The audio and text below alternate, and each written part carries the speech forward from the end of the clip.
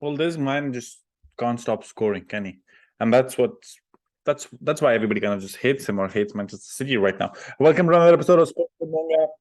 And it's ended Crystal Palace 0, Manchester City 1 after Haaland through a penalty. Quite some time because Mahrez was not on the pitch. Scored his 28th goal for the men in blue.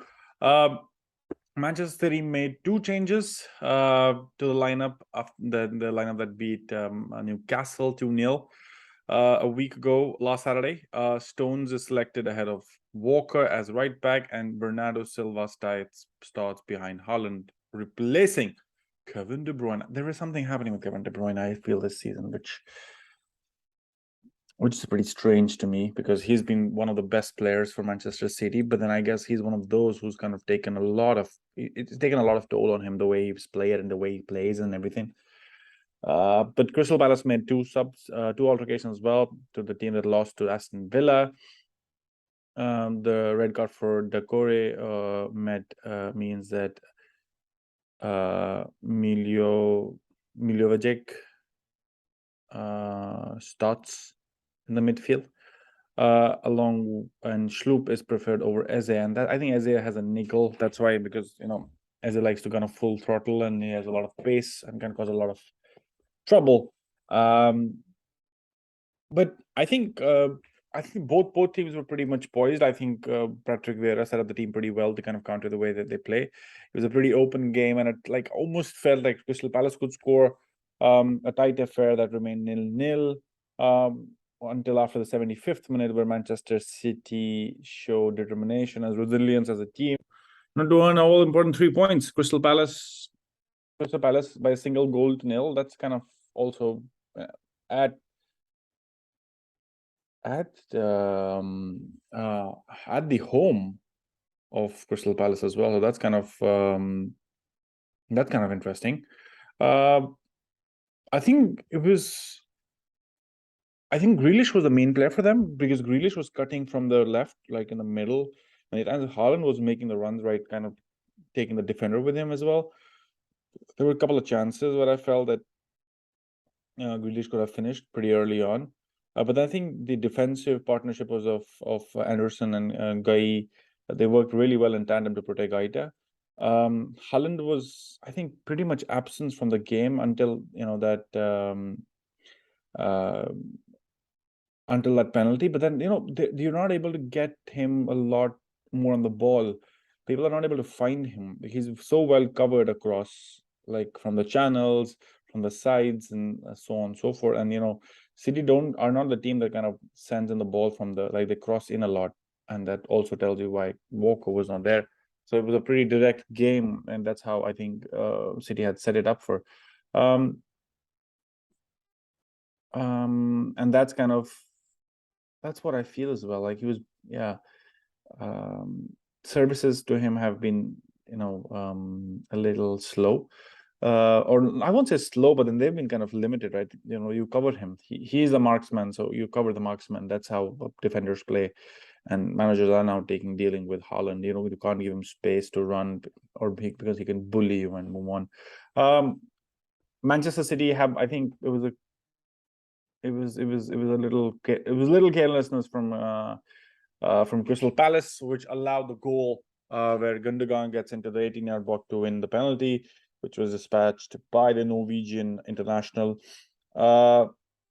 Vieira's side offered a little going forward. I don't think they were able to kind of get IU, and the subs that they had didn't kind of push the team, or they didn't look attacking. They didn't look threatening. But obviously City always looked very nervous on a counter press. That was kind of weird. It was almost like Crystal Palace wanted to score, but they didn't have the quality to score, and City always looked kind of on the edge when there was an attack happening. But then Crystal Palace never could get anything out of this. Couldn't kind of convert on the counter press as well. Crystal Palace feature again. This is a double game week for them. They play again. They travel to Brighton and Hove Albion. Brighton drew today earlier with Leeds. Manchester City now host Leipzig in the Champions League on Tuesday. before an FA Cup tie against Burnley. And there's a lot of games coming thick and fast for them. Brighton, Crystal Palace are now 12th. They're stuck 12th with 27 points. And I was doing a previous video with the Leeds United. Do catch that up. And when I say, it's pretty funny that the relegation battle is so wide open right now, because from 12th, which is Crystal Palace, to the 20th, which is Southampton. Crystal Palace on 27 points, while Southampton is on 21 points. So it's anybody's kind of guess who kind of stays or kind of is saved by is part of this season next season as well, or gets relegated.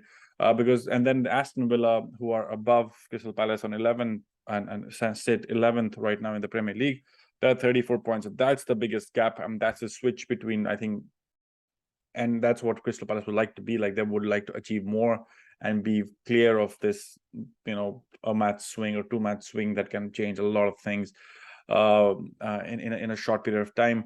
A lot of games coming for Manchester City.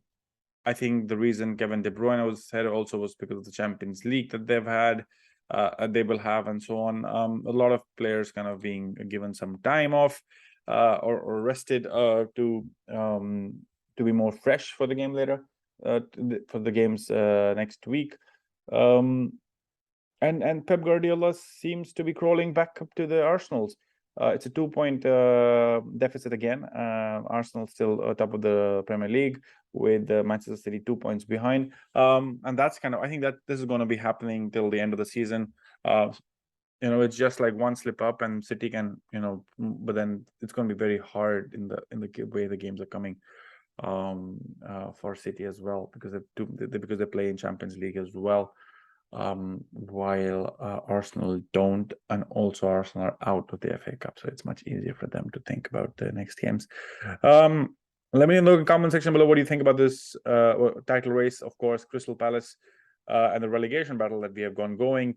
Can Manchester City actually get on top of Arsenal this season? In my mind, I don't think so. I think they will lack. But then Arsenal, they are proving to be the ones to beat. So that's the point. Let me know in the comment section below what do you think about the game. Do share, do like, and do subscribe. I think I'll be doing another one on the Paris Saint-Germain game. That's going to happen now. Catch you in that one. But then do subscribe, and see you then.